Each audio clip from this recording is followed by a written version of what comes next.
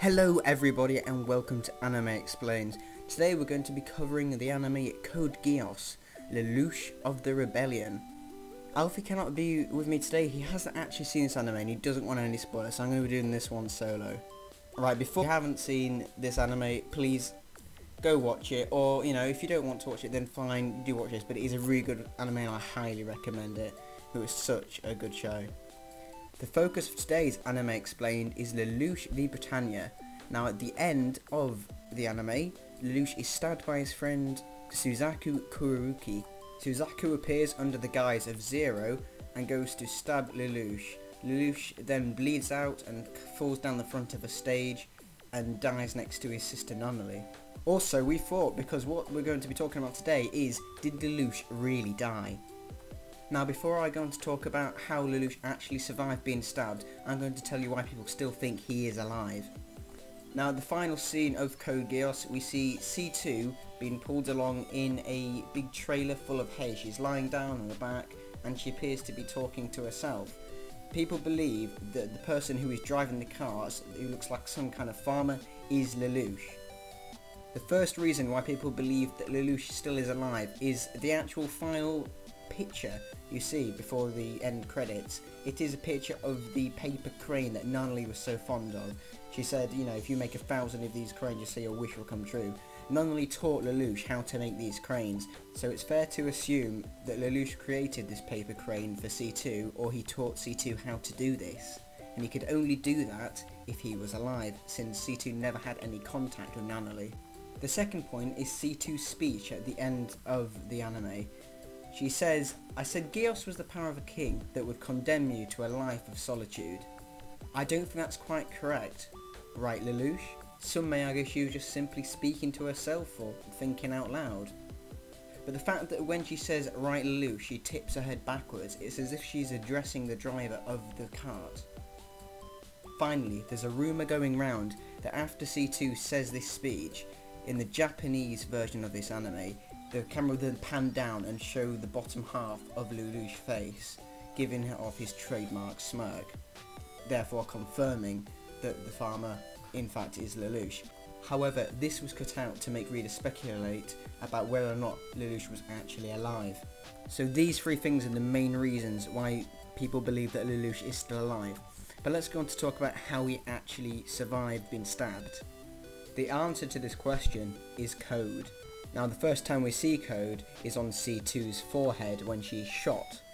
Code gives you the power of immortality and eternal youth. This is why C2 survived being shot dead on in the head. However, C2 wasn't the only one who had the power of the Code. Charles V Britannia's older brother, V2, also had this power. So you've got two people who have the power of immortality, and Lelouch somehow managed to survive being stabbed. You see where I'm going with this? That's right, Lelouch managed to survive being stabbed because he had the power of Code. But what you've got to think about now is, how did he obtain this power? And how does one obtain the power of Code? Although it's not massively clear how V2 got his Code, it is said that he got it from a contract from somebody. However, we do know C2 got her Code from the nun who looked after her when she was little. To gain Code and take it from someone else, the user has to have Geass, and the Geass has to have matured enough to be active in both eyes. Once this happens, the person is now powerful enough to kill an immortal person who has Code. So the nun formed a contract with C2. This contract gave her Geass the power to make anybody love her.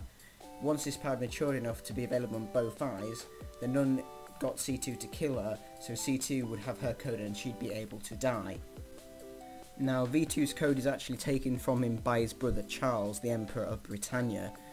So V2 is piloting the Siegfried, you know what I mean, the big spinny thing that, with OP and all that. So basically he's piloting that and Cornelius shoots him down with that massive overpowered mech, which crashes into the ground and explodes everywhere, and V2 is massively injured, he's bleeding everywhere.